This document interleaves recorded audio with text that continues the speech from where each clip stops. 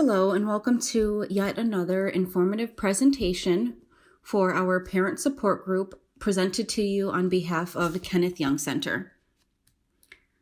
Your presenters for today will be myself, Ty, the lead community navigator, and my counterpart, Brittany, the project associate. Before we get started, as a reminder, Kenneth Young Center is a non-for-profit, comprehensive provider of mental health and older adult support services through counseling for adults, children, and families.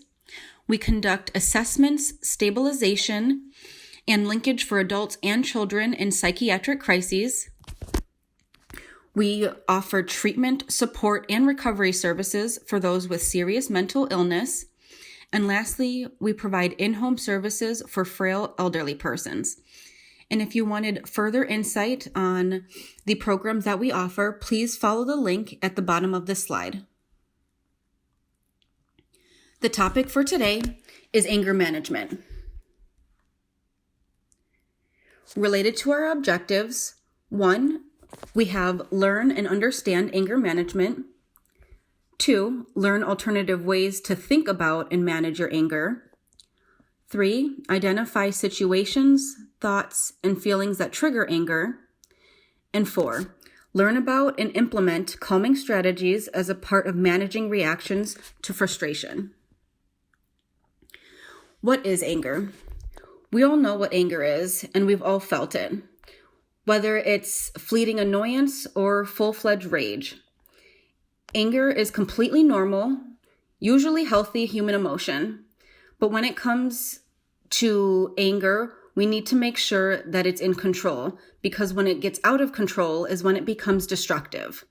It can lead to problems in the workplace, in your personal relationships, and overall affect your quality of life.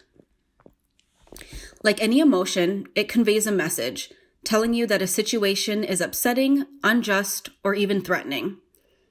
If your knee-jerk reaction to anger is to explode, that message never has a chance to be conveyed.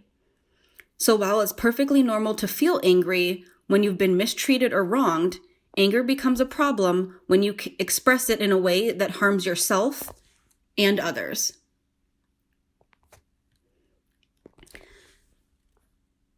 Next, we have causes of anger. This is the feeling of being threatened or attacked, frustrated or powerless, invalidated or treated unfairly, lack of respect for feelings or possessions, and it can also be related to past experiences, current situations, and even your childhood and or upbringing. Next, we have the body's response to anger.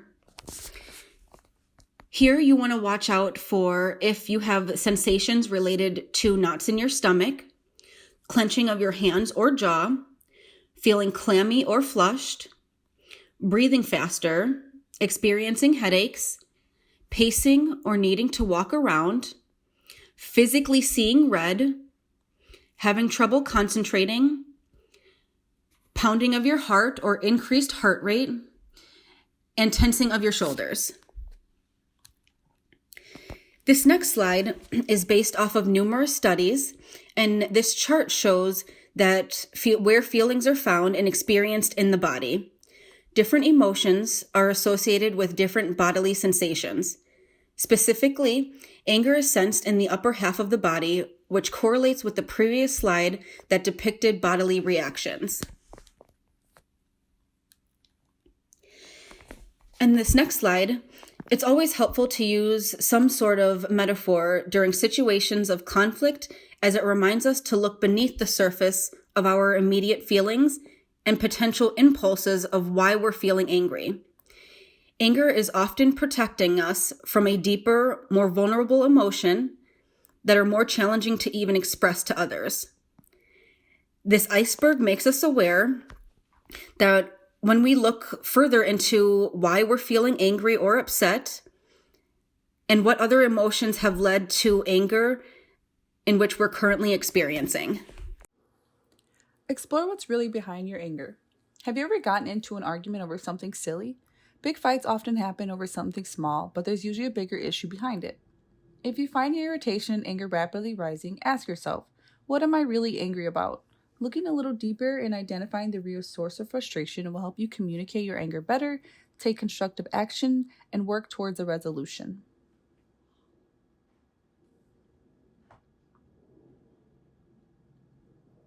Be aware of anger warning signs. While you might feel that you just explode into anger without warning, there are in fact physical warning signs in your body.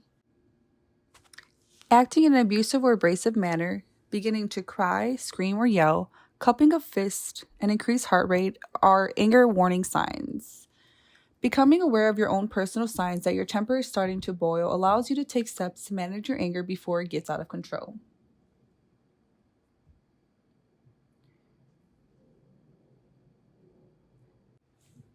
Identify your triggers. Stressful events don't excuse anger, but understanding how these events affect you can help you take control of your environment and avoid unnecessary aggravation. Look at your regular routine and try to identify activities, times of day, people, places, or situations that trigger irritable or angry feelings. You may think that external factors, the insensitive actions of other people, for example, or frustrating situations are causing your anger, but anger problems have less to do with what happens to you than how you interpret and think about what happened. Common negative thinking patterns that trigger and fuel anger include overgeneralizing, for example, you always interrupt me, you never consider my needs, everyone disrespects me, I never get the credit I deserve. Obsessing over shoulds and musts, having a rigid view of the way a situation should or must go, and getting angry when reality doesn't line up with this vision. Mind reading or jumping to conclusions, assuming you know what someone else is thinking or feeling, that they intentionally upset you, ignores your wishes, or disrespected you. Collecting straws, looking for things to get upset about, usually while overlooking or blowing past anything positive, letting these small irritations build and build until you reach the final straw and explode, often over something relatively minor. Blaming. When anything bad happens or something goes wrong, it's always someone else's fault. You tell yourself life's not fair, or blame others for your problems rather than taking responsibility for your own life.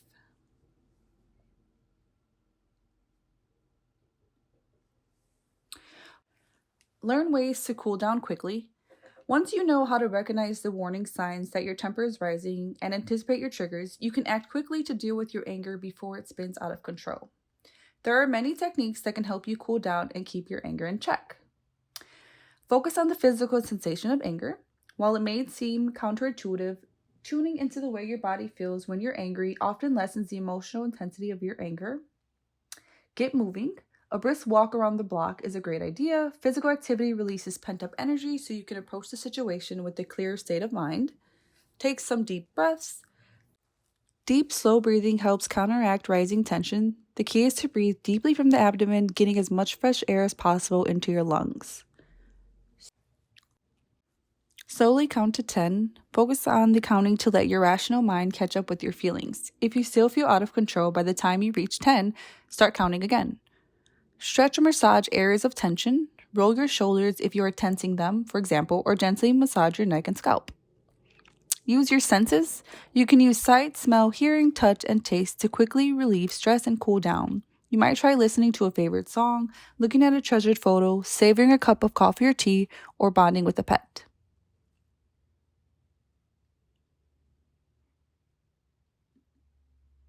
Give yourself a reality check.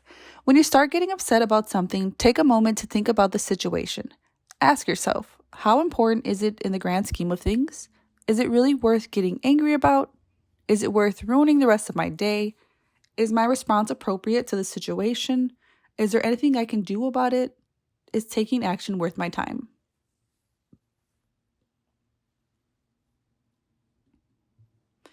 Find healthier ways to express your anger. If you decide that the situation is worth getting angry about and there's something you can do to make it better, the key is to express your feelings in a healthy way.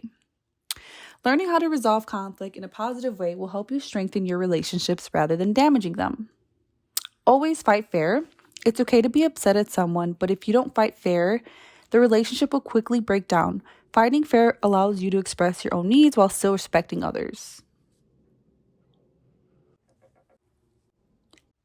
Be willing to forgive. Resolving conflict is impossible if you're unwilling or unable to forgive. Resolution lies in releasing the urge to punish, which can never compensate for our losses and only adds to our injury by further depleting and draining our lives. Focus on the present. Once you're in the heat of arguing, it's easy to start throwing past grievances into the mix. Rather than looking into the past and assigning blame, focus on what you can do in the present to solve the problem. Know when to let something go. If you can't come to an agreement, agree to disagree. It takes two people to keep an argument going. If a conflict is going nowhere, you can choose to disengage and move on. Make the relationship your priority. Maintaining and strengthening the relationship rather than winning the argument should always be your first priority. Respect the other person and their viewpoints. Take 5 if things get too heated. If your anger starts to spiral out of control, remove yourself from the situation for a few minutes or for as long as it takes you to cool down. Stay calm by taking care of yourself. Taking care of your overall mental and physical well-being can help ease tension and diffuse anger problems. Methods to incorporate self-care. Exercise regularly. It's an effective way to burn off tension and ease stress, and it can leave you feeling more relaxed and positive throughout the day. Aim for at least 30 minutes on most days, broken up into shorter periods if that's easier. Get enough sleep. A lack of sleep can exacerbate negative thoughts and leave you feeling agitated and short-tempered. Try to get 7 to 9 hours of good quality sleep. Manage stress. If your stress levels are through the roof, you're more likely to struggle controlling your temper. Try practicing relaxation techniques such as mindfulness meditation, progressive muscle relaxation, or deep breathing. You'll feel calmer and more in control of your emotions. Talk to someone you trust. Nothing eases stress more effectively than chatting face-to-face with a friend or loved one. The person doesn't have to provide answers, they just need to be a good listener. But talking about your feelings and seeking a different perspective on a situation is not the same as venting. Simply venting your anger at someone will only fuel your temper and reinforce your anger problem. Be smart about alcohol and drugs. They lower your inhibitions and can make it even harder to control your anger. Even consuming too much caffeine can make you more irritable and prone to anger.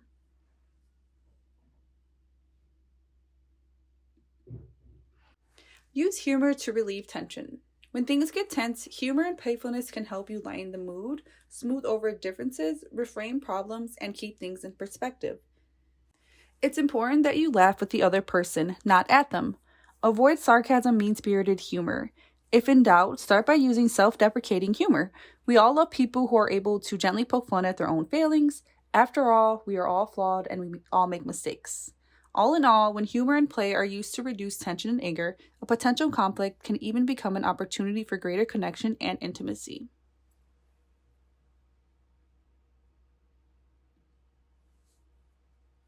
Recognize if you need professional help. If, despite putting these previous anger management techniques into practice, your anger is still spiraling out of control, or if you're getting into trouble with the law or hurting others, you need more help. Anger management classes allow you to meet others coping with the same struggles and learn tips and techniques for managing your anger. Therapy, either group or individual, can be a great way to explore the reasons behind your anger and identify triggers. Therapy can also provide a safe place to practice new skills for expressing anger. If you have any questions, please feel free to contact us via email or by phone.